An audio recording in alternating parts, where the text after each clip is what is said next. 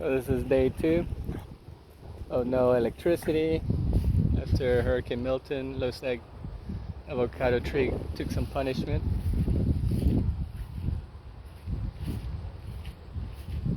At least the sky is clear. Yesterday it was cloudy still, and looks like the flooding is still here.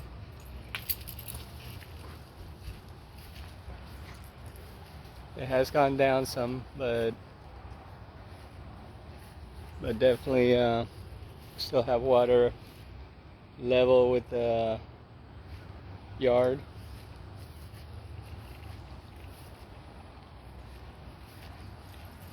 But I guess the floating deck is no longer that floating.